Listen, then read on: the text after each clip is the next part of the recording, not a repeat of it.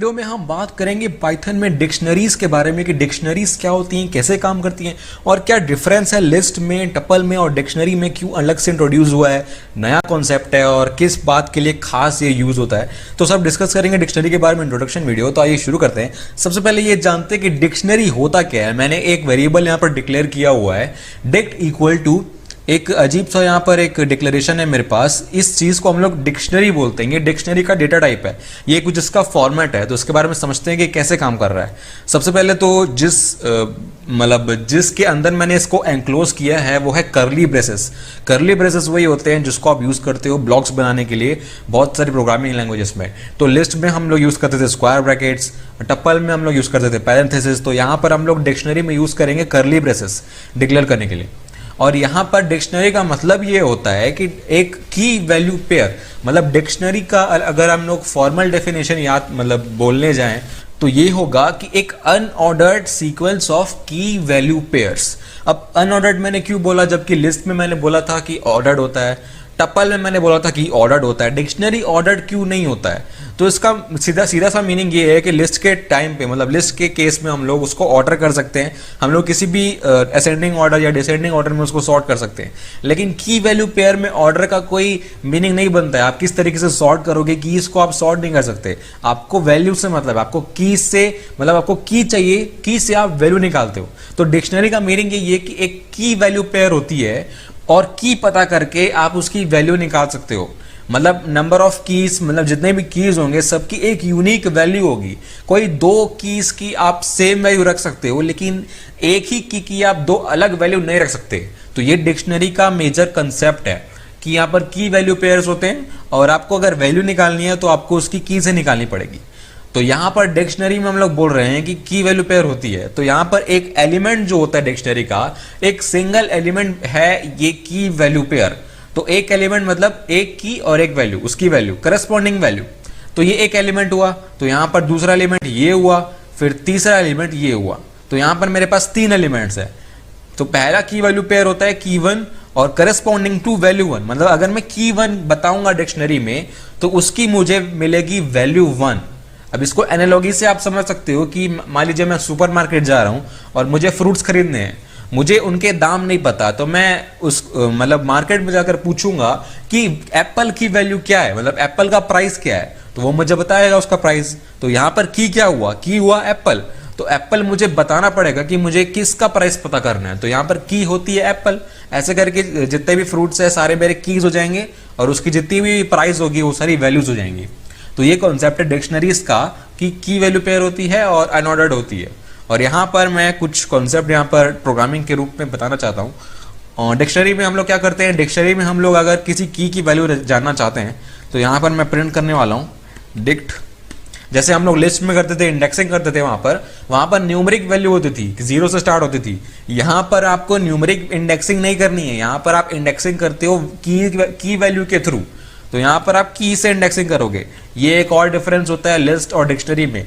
वहां पर आप क्या करते थे, इंडेक्सिंग करते थे न्यूमेरिक वैल्यू से।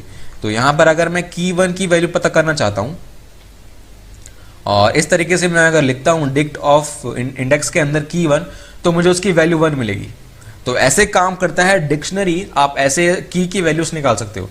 और अगर मैं यहाँ पर की टू करता हूं तो मुझे वैल्यू टू ही मिलेगी ऐसे। और ये होता है मेरे पास सिंपल सा कॉन्सेप्ट। और एक और बात है यहाँ पर, फिर से जैसे आप करते थे एक लिस्ट में आपको वैल्यू मॉडिफाई करनी है तो आप कर सकते हो, क्योंकि वो म्यूटेबल होता था। ये डिक्शनरी भी म्यूटेबल होता है, ये बात याद रखिएगा। डिक्शनरी की वैल्यूज भी आप चेंज कर सकते हो। तो मैं अगर यहाँ पर करना चाहता हूँ की वन की वैल्यू चेंज करना चाहता हूँ, मतलब की वन में जो वैल्यू वन है उसको मैं चेंज करना चाहता हूँ। मान लीजिए मैं करूँगा 10, तो की वन की वैल्यू मेरे पास 10 हो जाएगी ओरिजिनल डिक्शनरी में। और अगर मैं डिक्शनरी को प्रिंट करना चाहता हूं तो सिंपली लिखूंगा प्रिंट डिक्ट और रन करूंगा तो मेरे पास पूरी डिक्शनरी मेरे पास आ जाएगी, प्रिंट हो गए। तो यहां पर ध्यान दीजिए की वन की जो वैल्यू है वो 10 हो गई है। तो मतलब ओरिजिनल डिक्शनरी में चेंज हो जाता है। तो जैसे मैंने बोला था कि कीज यूनिक होनी चाहिए, तो की वन अगर मैं फिर से डालता हूं और उसकी वैल्यू मैं 11 दे देता हूं तो भी ये काम नहीं करेगा। तो यहाँ पर आप देख रहे हो कि जो मैंने बाद में की वन डाला था वो यहाँ पर आया ही नहीं है, मतलब डिक्शनरी में कंसिडर ही नहीं हुआ है।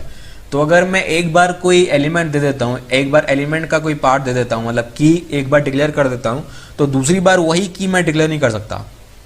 तो कीज हमेशा यूनिक होनी चाहिए। और एक बात और, डिक्शनरी में कुछ फंक्शंस होते हैं। डिक्शनरी में हमारे पास कुछ मेन फंक्शंस है डिक्ट। अगर आपको सारी कीज पता करनी है कि क्या क्या कीज हैं, क्या की क्या वैल्यू है, तो मैं यहाँ पर कर देता हूँ कीज। डिक्ट डॉट कीज एक फंक्शन होता है, उससे आपको पता चल जाएगा कि कितनी कीज हैं और उनका क्या मतलब क्या आपका की वैल्यू है। तो ये मेरे पास की 1 की 2 की 3 आ चुका है। तो ये सारी कीज है मेरी एक डिक्शनरी में। तो ये एक हैंडी फंक्शन है। और जैसे कीज फंक्शन है उसी तरीके से आपका वैल्यूज भी है। तो जितनी भी वैल्यूज होंगी की के करस्पॉन्डिंग वो सारी ऑर्डर में यहाँ पर आपके पास आ जाएंगी। तो ये एक लिस्ट है, जैसा कि आप देख रहे हैं स्क्वायर ब्रैकेट्स के अंदर है, तो ये लिस्ट है। तो ऐसे करके जो वैल्यूज और कीज फंक्शन है उसके करस्पॉन्डिंग एक और फंक्शन है आइटम्स। अब आइटम्स में आपको दोनों बताएगा, की भी बताएगा और वैल्यू भी बताएगा। तो इसका आउटपुट कुछ इस तरीके से आता है।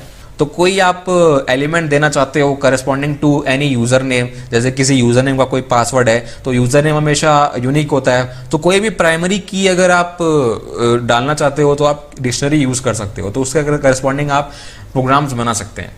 तो यहाँ पर भी उस तरीके का कॉन्सेप्ट है कि आप नेस्ट कर सकते हो। जैसे की 1 में मैं देता हूँ एक लिस्ट 1 2 3। तो की 1 की वैल्यू पूरी की पूरी ये मेरे पास लिस्ट है।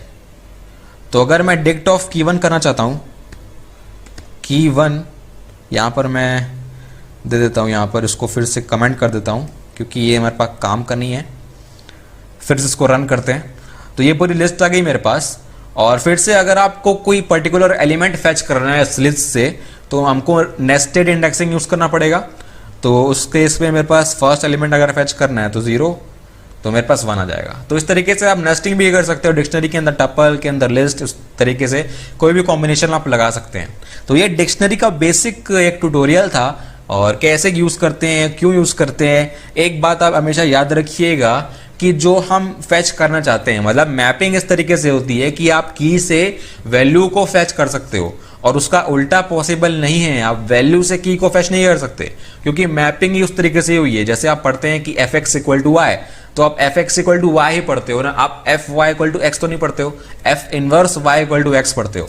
तो इस तरीके से की 1 से वैल्यू 1 मिलेगा, वैल्यू 1 से की 1 नहीं मिलेगा। रिवर्स मैपिंग पॉसिबल नहीं है।